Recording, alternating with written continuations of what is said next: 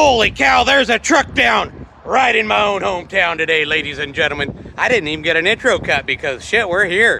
I'm home. Didn't we just do some blowouts last night too? I swear to God, this blowout gang, it might be real.